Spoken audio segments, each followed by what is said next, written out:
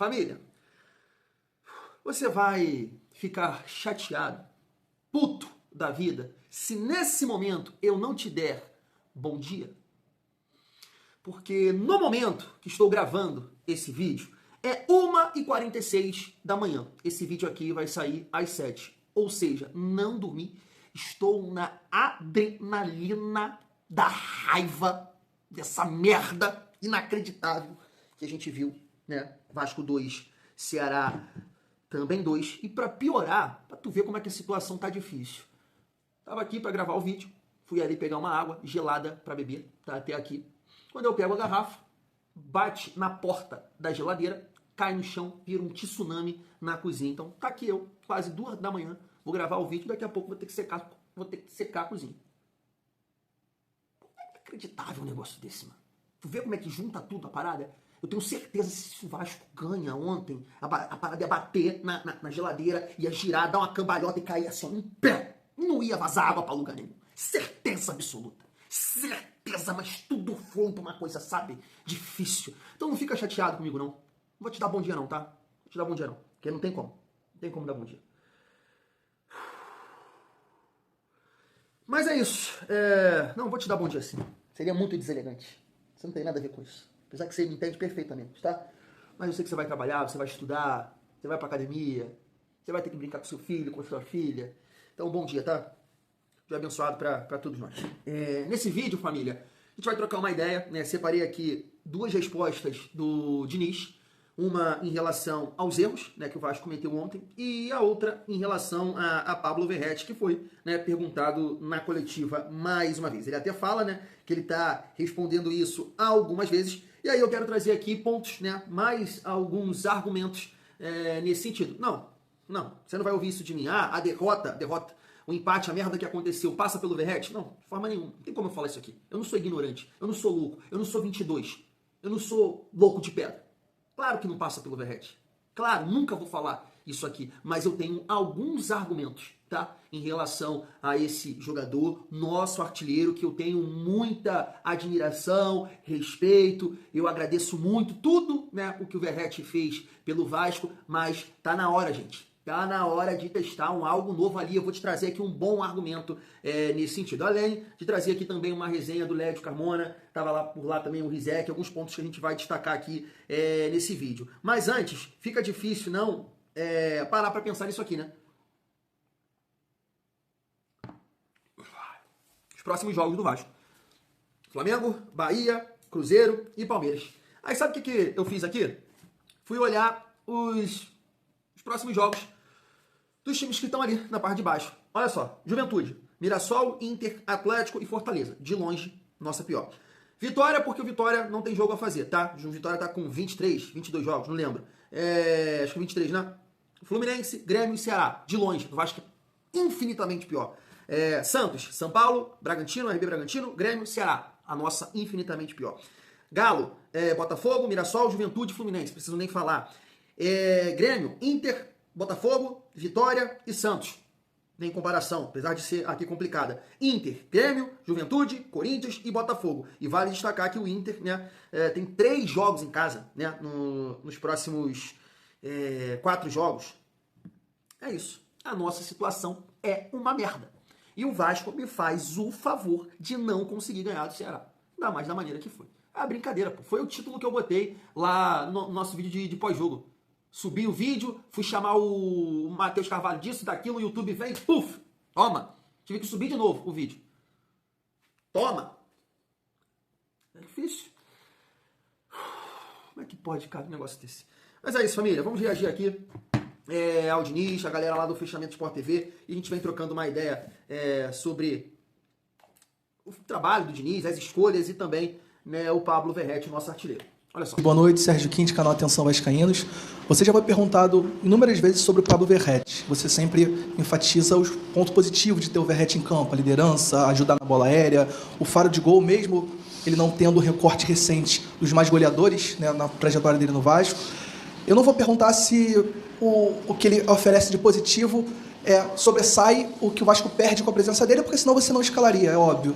Então eu queria pedir que você explicasse para a gente, para o torcedor como um todo, o que o Vasco ganha com ele ao ponto de ser melhor do que quando ele não está jogando? Não sei se fui claro na explicação. Uma pergunta, assim, minha pergunta é meio recorrente, né? Não é perguntar, mas é bem uma pergunta.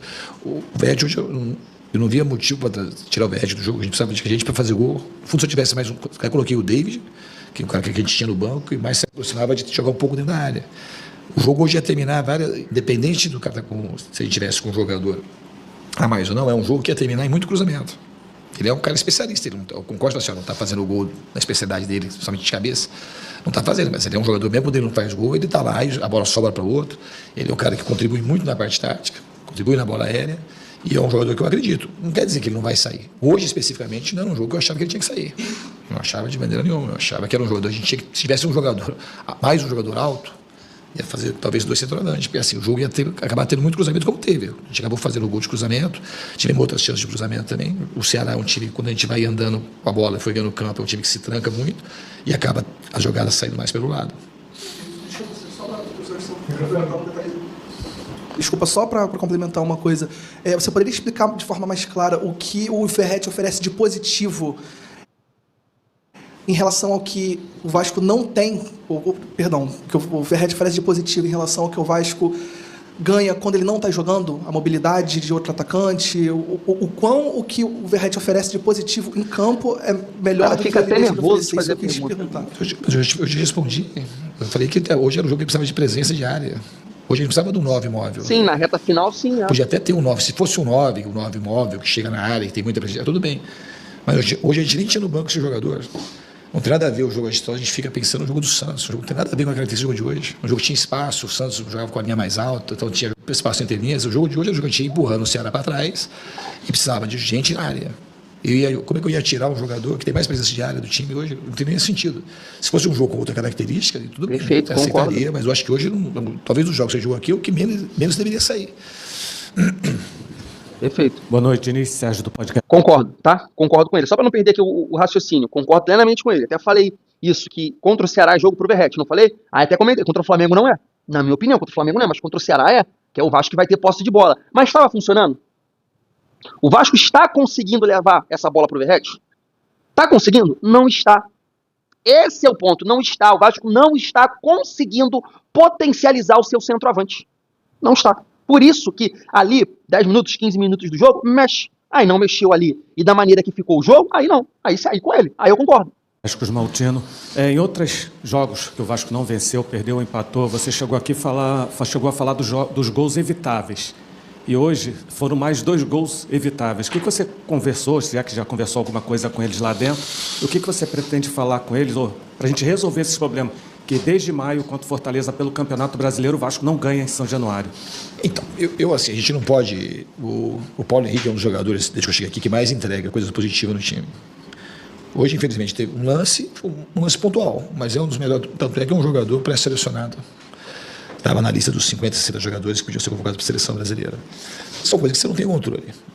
O lance do Paulo Henrique, o lance da saída, que são coisas treinadas e coisas fáceis. Agora você fala assim, não tem uma... A gente tem que parar de cometer. Os erros de hoje foram até mais evitáveis que os outros. São erros claros hoje que aconteceram.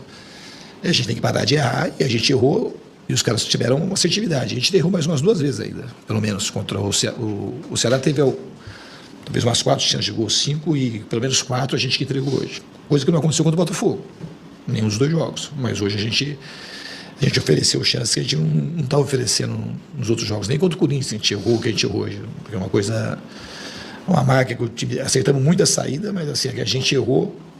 Teve que saiu o primeiro gol, tivemos mais os 2 erros ali de saída, que são erros que a gente não treina muito para não acontecer, mas infelizmente aconteceram. Eu vou continuar trabalhando para otimizar o time, para que esses erros não aconteçam, obviamente, e que a gente volte a vencer. Aí, ó. Falei, do Fluminense até o Sport, do 10º até o Sport, só o Fortaleza somou 3 pontos. Você vê como essa briga tá nervosa, Lédio Carmona. Boa noite, bem-vindo. Tá nervosa. Rizek, boa noite, amigos. Bom estar de volta. O Vasco ia terminar a rodada se vencesse esse jogo na 13ª posição na frente do Galo, do Grêmio e do Santos. Aí ele termina na 15ª posição, atrás do Grêmio e do Galo, e um pouco acima do Santos. Era uma vitória para o time se acalmar, para o torcedor se acalmar. O Vasco conseguiu botar 2 vezes vantagem no placar e conseguiu errar 2 vezes individualmente contra o bom time do Ceará. se aproveitou. Tem um time lutador, bem treinado pelo Léo Condé, e nas chances que teve oferecidas pelo Vasco, conseguiu fazer 2 gols e volta para casa com um grande resultado. Para o Vasco, mais um resultado muito ruim. O Vasco é um clube que, além de errar muito, tem um azar inacreditável. E não consegue ter uma sequência de felicidade. Não consegue. Mete 6-0 no Santos, perde os 2 outros jogos. Se classifica na Copa do Brasil, agora vai. Empata com o Ceará. Casa, nessas circunstâncias. Incrível, como o Vascaíno não consegue ter uma sequência de paz. E, aliás, troféu vacilão do domingo. Pode dividir entre o Vasco e o Galo. Porque venciam em casa, contra adversários diretos, com um jogador a mais. O Galo exatamente. também tem um jogador a mais, que o Zé Ivaldo foi expulso no Santos. E sofreram empate numa bobagem diferente, né? O Lian que fez um pênalti estúpido em BH e o PH deixou o Pedro Henrique livre. Pelas circunstâncias do empate em São Januário, foi mais doloroso para o Vasco, entendeu? O Vasco botou vantagem no placar 2 vezes e 2 erros individuais. O primeiro do Matheus Cocão e depois do PH. E o Vasco já perdeu pontos nesse campeonato com gol, levando gol em cima da hora dentro de casa algumas vezes. Então é trauma em cima de trauma para o torcedor do Vasco. Pegando esse gancho aí do Lédio, que é vascaíno e fala que o Vasco tem um azar danado. Família, eu tava acompanhando antes São Paulo e Botafogo. Cara, o ataque do São Paulo era um tal de Tapia horroroso e um tal de Dineno. Pior ainda. O São Paulo todo desfalcado foi lá e ganhou do Botafogo por 1-0. São essas coisas assim que eu falo aqui com vocês, que o elenco do Vasco é vagabundo, porque, poxa, tem salário em dia, a estrutura tá melhorando, e, cara, times que, beleza, a gente pode até falar, não, o São Paulo é melhor, mas tá todo desfalcado aqui, não tem Lucas, não tem Oscar, não tem Luciano, não tem Caleri, não tem o meio campo ali, que é o Marco Antônio, tava no banco, né, porque vai jogar Libertadores, o cara que poupou aqui, o Wendel, que é titular, entrou no decorrer do jogo e ganhou do Botafogo. E ganhou. O ataque é um tal de Rodriguinho, Tapia e Dineno. Meu Deus. E ganhou do Botafogo. E o Vasco, completo. Todo mundo não consegue ganhar do Ceará. E veja bem, não estou aqui desfazendo do Ceará. Não estou desfazendo. Mas Ceará e Botafogo é mais time. São Paulo foi lá e ganhou. O Ceará é um time difícil de ser batido. Mas a gente está completo. A gente deveria, né, em casa, ganhar do Ceará. Assim como o Ceará lá ganhou do Vasco. Você entende? Eu falei que seria um jogo difícil contra o Ceará. Não foi. Mas o Vasco entregou a paçoca. Então assim, família, vamos por pontos, né? Vou destacar. Primeiro, a gente fica ali no redação, né? Não tenho mais nada para falar. É isso aí, ficou horrível a nossa situação, pensando na sequência que a gente tem, que eu pontuei, né, no início do vídeo. Vamos lá, Diniz, trabalho do Diniz, escolhas. Eu falo com vocês que eu tô sempre assistindo, né, outros criadores de conteúdo, outros torcedores, opiniões. Eu tava conversando com um amigo também que criticou o Diniz nesse sentido, e eu tava vendo um vídeo do Vascaíno do Cerrado batendo nessa tecla também, que ele já entrou errado, com o time errado. Como é que pode jogar contra o Ceará com 2 volantes, né, de marcação, o Barros e o Matheus Carvalho? E assim, nesse sentido, eu até falei com esse amigo que eu tava trocando uma ideia no celular, eu falei, cara, eu não concordo, sabe? Porque olha pro banco do Vasco, é só se você buscasse na base, sei lá, um Elder da vida, mas o Diniz explicou isso. Como é que eu vou botar um jogador que não tá treinando, que não tá aqui no dia a dia? Não tem como. Então, quando você olha pro banco aqui, você não tem opção. Falei certo? Você não tem opção. Porque o Paulinho deveria ser uma opção, mas o cara tá machucado. O cara tá terrível tecnicamente. Então, quando você olha pra isso aqui, olha o banco do Vasco. Tô mostrando aí pra vocês. Cuesta, Oliveira, Vitor Luiz, Paulo Ricardo, Leandrinho, Garré, Estrela, Matheus França, Andrés Gomes e David. Quem você botaria ali de segundo volante pra fazer? Entrava com... Ele falou que até testou isso com o Nuno ali. Não, pô, não dá. O Ceará não era bobo assim, ao ponto de você jogar só com um cara de marcação.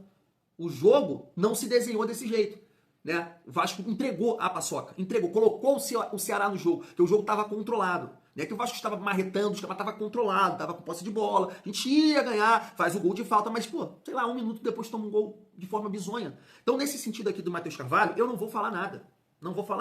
E aí, é aquilo, o torcedor, né, eu tenho aqui a minha opinião, você tem a sua, cada um tem a sua leitura das modificações, sabe? Muita gente defende, ali naquele período, na reta final, a saída do Verratti. Por quê? Porque com a saída do Verratti, você manteria ali, né, os jogadores que têm mais condição de ficar com a posse de bola, para dessa forma o Ceará não ter oportunidade e abusar da bola aérea, chegar, vamos tentar ficar com a bola. E isso é uma estratégia que, né, vai mais de encontro ao que o Diniz pensa. E por outro lado, sim, tira o Coutinho, tira o Nuno, aí ele botou o Lucas Oliveira para aumentar a estatura, né, ele poderia trazer o Robert Guenan, que já jogou de volante um pouco mais pro centro do campo, permanece com o Verratti para ajudar nessa bola aérea. Então você observa que cada um pensa aqui de uma forma, e aí, mano, como deu merda, claro que vão criticar ele. vai pesar na dele. Mas você entende? Eu vi torcedor defendendo a saída do Verratti, eu vi torcedor defendendo a permanência. Eu vi torcedor defendendo a saída do Coutinho do Nuno e eu vi gente criticando a saída dos dois. Você entende a parada? Não é uma situação fácil. Então eu não vou chegar aqui e falar que ele errou nas modificações. Não vou falar na reta final, tá? Quero dizer, porque eu também pensei a mesma coisa que ele. O Ceará só vai chegar no gol aqui por bola aérea. E aí foi ele tentando aumentar a estatura ali com o Lucas Oliveira. Mas aí o PH fez o que fez. A saída de bola também, assim, mas é o Diniz que treina isso e tudo mais. Família, concordo com ele. Tem alguns momentos que essa saída, né, gerou uma boa jogada, gerou um gol. E ali, pra mim, é culpa do defensor, do meio campo, do Matheus Carvalho. É culpa dele. É aquilo que eu falei, que eu venho observando no jogo contra o Juventude. O Vasco vem de um bom resultado, quero dizer, a classificação, vem de um bom resultado contra o Santos. Repara a segunda partida, repara a próxima partida. É um time com uma soberba, que me parece que o Vasco é o líder do campeonato com 35 milhões de pontos na frente. Aquele passe ali do Matheus Carvalho é falta de atenção, é soberba, é achar que tá por cima da carne seca. Não se faz aquilo, principalmente com a perna ruim. A maneira que ele toca a bola ali, pô, é uma sacanagem, mano. Ah, sacanagem. Olhando o lance de novo, eu achei também que o Léo Jardim basicamente se livrou do problema, porque ele poderia ter dado um bumba, ele tava de frente e os caras pressionando. Só que aí eu não vou julgar também, que ali, no momento, aqui eu tô na cadeira revisando o lance, passando o lance de novo, e ele tá lá, na ação. Segundos pra tomar a decisão. Mas o ideal era o Léo Jardim dar o bumba. Era o ideal. Ele também tocou a bola na furada porque o cara já tava chegando. Mas como caiu na perna ruim, faz o feio, mano. Caiu na perna ruim. Não é a boa que eu vou ter a precisão de passe, faz o bumba. E com o PH eu não tenho assim o que falar do Diniz, não tem nada a ver com o Diniz. É erro dele, Ele é forte fisicamente, ele poderia ter tomado a frente, né, adiantando a bola e vir bicando, ou ter cortado a bola. Ele teria várias opções, mas ele ficou, deixa pro Léo Jardim, deixa pro Cuesta, deu no que deu. Gol, né, do Ceará de empate, a gente com essa cara aqui que a gente dá no dia de hoje. E aí eu finalizo a nossa resenha falando do Pablo Verratti. Repito, né, vou bater nessa tecla. O resultado negativo de ontem não passa pelo nosso artilheiro, mas de forma nenhuma. O Verratti não ter saído, na minha opinião, na reta final, também não. Fico aqui, não sei, tiraria? Não, não, deixa ele. Né? Eu pensaria na reta final, da maneira que desenhou o jogo, a expulsão, depois, né, a gente faz o segundo gol, eu também só acho que vai chegar na bola aérea, o Verratti pode ajudar, tanto que cortou uma bola lá. Ele corta uma bola na cabeça, certo? Eu mexeria no Verratti antes, ali 10 minutos, né, 13 minutos, 15 minutos de jogo, mexeria antes, porque o Diniz ele tá pontuando ali que a gente precisa da presença diária, né? Sim, mas não está funcionando. Isso não está funcionando. Isso não está dando certo. O Vasco não está conseguindo colocar o Verratti numa condição. Aí você pode falar, Thiago, então não é culpa dele. Beleza. Vamos sentar aqui e conversar. Eu não tô aqui para discutir com você, não. Eu tô aqui pra gente tentar achar uma solução. O Diniz precisa achar uma solução pro Vasco, né? Ser mais efetivo lá na frente, principalmente quando você tem volume, para não passar, porque o Vasco vai tomar gol. Então o Vasco precisa ser mais efetivo lá na frente. Fez um, tem que fazer dois, tem que fazer três. E se o nosso ataque não está sendo produtivo para o nosso artilheiro, para o nosso centroavante, tem que ter uma mudança. Tem que ter um teste. Não foi testado um Vasco sem Verratti. O Vasco jogou contra o Santos, no Juventude ele já estava. Contra o Corinthians ele ficou no banco com 37 minutos. O Tietchan achou que ele volta com o Verratti para dentro de campo. O Vasco não foi testado sem o Verratti. Não foi testado. E aí eu tenho aqui um bom argumento para vocês entenderem que a fase dele e a fase do Vasco, no sentido de trabalhar para o Verratti, ela não é boa. Então a gente vai ficar batendo nisso até quando? Até cair para a segunda divisão? É isso que vocês estão me dizendo? A galera que defende o Verratti acima do Vasco. É isso? Porque eu também não acho que o Verratti seja o problema do Vasco. Se o Vasco não tá ganhando, se o Vasco não tá nessa situação, não acho que seja problema do Verratti. Mas a gente não tá conseguindo potencializar o jogo dele. Então fica muito difícil você trocar 9, trocar 4, trocar 3. Vamos tentar um. Vamos tirar um cara que não tá chegando essa bola, o toque final, a finalização, para tentar colocar alguém para participar do jogo, para botar a defesa deles, sair um pouco, tirar a defesa deles lá de dentro. Porque com o Verratti afunda, né? A galera não fala isso, segura lá. A defesa fica postada. E aí fica mais difícil pra galera de lado de campo trabalhar, porque a defesa tá postada ali. De repente, com mais movimentação, você vai tirar um pouco e vai abrir né, espaços para outros jogadores penetrarem na defesa adversária. Foi isso que aconteceu com o Santos, mas beleza, eu até entendo que contra o Santos tem uma liberdade para jogar. Por isso que eu estou falando, isso tem que ser testado. Olha a jogada de fundo que o Andrés Gomes fez. Olha a jogada de fundo. Esse cara tem que ter uma condição de titular. Esse cara precisa ter uma sequência, porque ele é bom, ele é liso, ele é rápido. E entre Verratti e Ryan, eu prefiro o Ryan. Nesse momento. Sabe por quê, família? Eu vou te dar aqui um momento. Por isso que eu estou falando. Não falo aqui, você não vai ouvir da minha boca que o Verratti não serve. Você não vai ouvir da minha boca. Não vai ouvir da minha boca. Isso nunca. Eu estou falando de momento. Eu acho até que é melhor a gente preservar o jogador, entrar no decorrer dos jogos. vê o momento para colocar ele, porque a fase do Vasco em relação a produzir para ele não tá legal. Além da fase dele também. Porque ontem ele teve ali a chance de fazer um gol, todo torto, né? Em outros tempos, 23 e 24, aquela bola era caixa. Aquela bola era caixa. Hoje não é, porque a fase não é boa. Eu tava até vendo essa postagem aqui, ó, de uma página com mais de 120 mil seguidores. Ele botou aqui, ó, o único jogador de futebol no mundo que não faz P nenhuma, joga os 90 minutos. O jogador é insubstituível, né? E eu fui nos comentários. Eu falo pra vocês que eu acompanho muito aqui os vascaínos, as opiniões. Cara, muita gente defendendo o Verratti nesse sentido aqui dessa postagem. Muita gente defendendo. Principalmente em relação ao confronto contra o Ceará. Também não acho que foi culpa dele, de forma nenhuma. Agora, olha aqui para uma coisa muito importante. O Verratti nos últimos jogos, né, pelo Campeonato Brasileiro, né, ele marcou 4 gols, certo? 3 de pênalti e 1 com bola rolando. Vou mostrar aí pra vocês, né? Na sequência, Sport, agora, tá aí, ó, pênalti. Corinthians, pênalti. Atlético Mineiro, adivinha, pênalti. O último gol do Verratti com bola rolando foi no dia 2 de agosto, contra o Mirassol. E uma jogada que o Piton cruza lá, o Pumita consegue escorar uma bola muito doida, né? A bola fica no bate-rebate na pequena área, ele consegue finalizar. Uma jogada truncada, não foi uma jogada trabalhada. Então você consegue observar a dificuldade que o Vasco está tendo para trabalhar com o nosso centroavante. Os números estão comprovando. O Verratti está a 9 jogos sem marcar com bola rolando. Com bola rolando. Não quero aqui tirar o mérito de cravar no pênalti. Tem que ter personalidade. E ele é frio, é gelado nesse sentido. Mas isso não te chama a atenção. 9 jogos sem marcar com bola rolando. Ceará no dia 2/8. Vamos lá. CSA, Galo, Santos. Ele não jogou. Então tira o Santos aqui. São 8 jogos. Juventude, jogou. Corinthians, entrou no decorrer do jogo, entrou no primeiro tempo ainda. Botafogo, Sport, pênalti. Botafogo e Ceará. 8 jogos sem marcar com bola rolando. Você não vê que existe a possibilidade hoje de tentar algo novo? Com o Ryan de 9, Andrés Gomes lá na ponta direita, Nuno e Coutinho, que estão muito bem, por sinal. Nesse comando de ataque do Vasco, hoje, se você tivesse que mexer em um, para tentar melhorar, você mexeria em quem? No Ryan? No Coutinho? No Nuno? Coutinho, nessa sequência aqui de 8 jogos que eu estou comentando com você, marcou gol com bola rolando. O Nuno marcou gol com bola rolando. O Ryan marcou gol com bola rolando. Só o nosso centroavante que está 8 jogos sem marcar com bola rolando. E isso tem uma mensagem. Por isso que quando o Diniz fala ali, mas eu não mexi porque ele... Beleza, eu concordo. Mas é aqui, não é ali, não é na reta final. Não é testar aqui no início do jogo, no início do segundo tempo. Esse é o papo. Não se faz de louco, 22. Fui. Eu acho que eu dei aqui bons argumentos para defender esse teste aí, sacando o Verratti. Nesse jogo contra o Flamengo, eu não pensaria 2 vezes. Ryan, Andrés Gomes, Nuno e Coutinho. Fim de papo. Esse seria meu time para encarar o Flamengo e vejo grandes possibilidades de ganhar deles com esse ataque aí.